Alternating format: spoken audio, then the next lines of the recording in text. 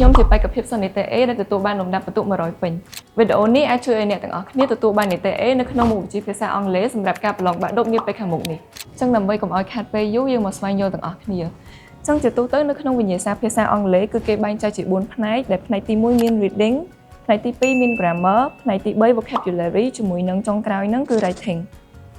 ចឹងចំពោះផ្នែក reading នេះគឺតម្រូវឲ្យយើងយកពាក្យនៅក្នុងប្រអប់នេះយកបំពេញនៅក្នុង paragraph ខាងក្រោមចឹងនៅក្នុងនឹងផងដែរគឺយើងចាំបាច់ត្រូវតែចេះពាក្យឲ្យបានច្រើនក៏ដូចជាយល់ពីអត្ថន័យនៃអត្ថបទហ្នឹងថាតើគេចង់និយាយពីអីហើយក្រៅពីហ្នឹងទៀតយើងក៏គួរតែចេះនិងដឹងពីថ្នាក់ពាក្យនេះពាក្យនីមួយៗផងដែរដើម្បីឲ្យយើងអាចងាយស្រួលនៅក្នុងការយកពាក្យទាំងអស់ហ្នឹងមកបំពេញនៅក្នុងចន្លោះនីមួយៗខាងក្រោមហ្នឹងហើយសម្រាប់ខ្ញុំផ្ទាល់គឺខ្ញុំចូលចិត្តរៀនពាក្យថ្មីៗតាមរយៈការអានអត្ថបទឬក៏ការមើលរឿងជាភាសាអង់គ្លេសជាដើមអញ្ចឹងចំពោះផ្នែក grammar គឺមានលក្ខណៈបែបជា multiple choice question ជាការល្អបើសិនជាអ្នកទាំងអស់គ្នាចេះការទាំង12របស់ភាសាអង់គ្លេសដូចជា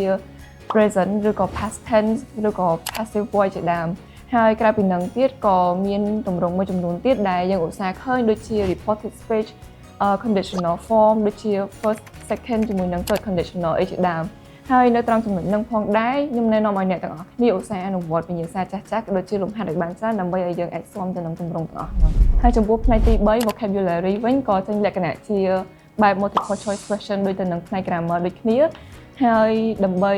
ធ្វើបានល្អទៅលើចំណុច vocabulary ហ្នឹងគឺយើងត្រូវការចេះពាក្យឲ្យបានច្រើនហើយដើម្បីពង្រឹងទៅលើពាក្យទាំងអស់ហ្នឹងគឺអ្នកទាំងអស់គ្នាគួរតែឧស្សាហ៍អាននិងស្ដាប់អត្ថបទជាភាសាអង់គ្លេសបានច្រើនក៏ដូចជារៀនពាក្យថ្មីៗឲ្យបានជារៀងរាល់ថ្ងៃហើយចំពោះផ្នែកចុងក្រោយហ្នឹងគឺ writing ដែលយើងឃើញឧស្សាហ៍មានប្រធានបទតាក់ទងជាមួយនឹងបញ្ហាដែលយើងជួបប្រទះប្រចាំថ្ងៃដែលអាចឲ្យនិយាយពី advantages disadvantages benefit ឬក៏របៀបនៅក្នុងការដោះស្រាយបញ្ហាអីមួយចឹងទៅហើយនៅក្នុងការសរសេរនឹងផងដែរខ្ញុំណែនាំឲ្យអ្នកទាំងអស់គ្នាចែកចេញជា3ផ្នែកសំខាន់ធំៗដែលមានដូចជា introduction body ជាមួយនឹង conclusion ហើយនៅក្នុង body នឹងផងដែរអ្នកទាំងអស់គ្នាក៏គួរតែរកចំណុច main idea យ៉ាងហោចណាស់ក៏បានចាប់ពី3ឡើងទៅដែរ